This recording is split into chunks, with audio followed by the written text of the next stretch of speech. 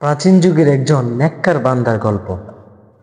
সূরা আরাফের ৫ নম্বর আয়াতে আল্লাহ পাক রব্বুল আলামিন শেষের দিকে বলেন, ক্বালিলাম মা তাশকুরুন, তোমরা খুব অল্প সংখ্যক লোকই কৃতজ্ঞ হও, অর্থাৎ অধিকাংশ লোকেই তোমরা অকৃতজ্ঞ, অল্প সংখ্যক লোক তোমরা কৃতজ্ঞ হও।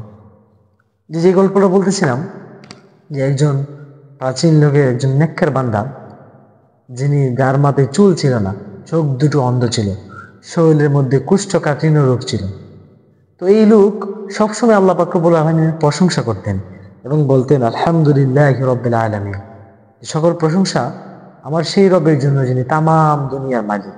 এবং বলতেন যে অনেক বান্দাদের মধ্য থেকে তিনি আমাকে ভালো রেখেছেন। এতটুক শব্দ একজন অন্য মানুষ শুনলেন। শোনার পরে তিনাকে জিজ্ঞাসা করলেন যে তুমি তো অন্ধ, তোমার তো হাত পা অচল, তুমি প্যারালাইজড, তোমার তো মাথার মধ্যে চুল নেই, তোমার সারা শরীরে কুষ্ঠকাঠিন্য রোগ, তাহলে তুমি কিভাবে ভালো থাকো?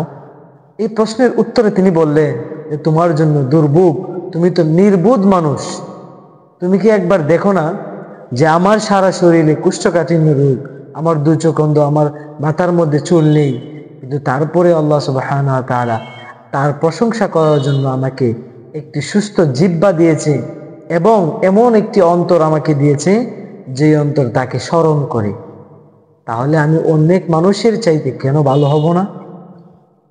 এই যে দেখেন, আমরা বর্তমান সময়ে সবচেয়ে বেশি চিন্তা করি যে আমাদের সুস্থ থাকা, আমরা দুই চোখ দিয়ে দেখা, এটাই মনে হয় গেলে শুধুমাত্র নিয়ামত।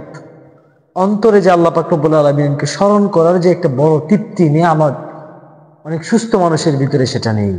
অনেক সুস্থ মানুষ কিন্তু তার ভিতরে আল্লাহর স্মরণ নেই। আরেকটা জিনিস আমরা মনে করি, বেশি সম্পদ হওয়া, বেশি টাকা পয়সার মালিক হওয়াই শুধুমাত্র নিয়ামত, এই নিয়ামত পেলে আল্লাহর শুকরিয়া আদায় আমরা করি।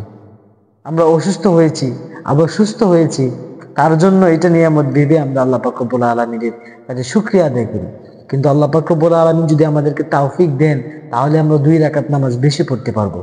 এটাও যে একটা নিয়ামত, এইটা ভেবে আল্লাহ পাক রব্বুল আলামিনের দরবারে আমরা শুকরিয়া আদায় করি না। আমরা শুধুমাত্র টাকা পয়সা সম্পদের বেশি হলেই আমরা এটাকে শুকরিয়া আদায় মনে করি। ওই ব্যক্তি জবাব দিচ্ছিলেন যে তোমার 2টি চোখ রয়েছে, এটা কত বড় নিয়ামত। দুনিয়ার মধ্যে অনেক মানুষ আছে যাদের এই 2 চোখ নেই। তোমাকে আল্লাহ পাক রব্বুল আলামিন 2টা সুস্থ হাত দিয়েছে। দুনিয়ার মধ্যে কতই না মানুষ আছে যাদের এই 2টা হাত সুস্থ নেই। তোমাকে আল্লাহ পাক রব্বুল আলামিন 2টা সুস্থ পা দিয়েছে, অথচ দুনিয়ার মধ্যে অনেক মানুষ আছে যাদের এই সুস্থ 2টি পা নেই। প্রিয় উপস্থিতি, আমাদের যে একটি সুস্থ সবল দেহ আল্লাহ পাক রব্বুল আলামিন আমাদেরকে দিয়েছেন, এটাই হচ্ছে সবচেয়ে বড় নিয়ামত। এই জন্য আমরা সেই নিয়ামতের জন্য আল্লাহ পাক রব্বুল আলামিনের কাছে কৃতজ্ঞ হব।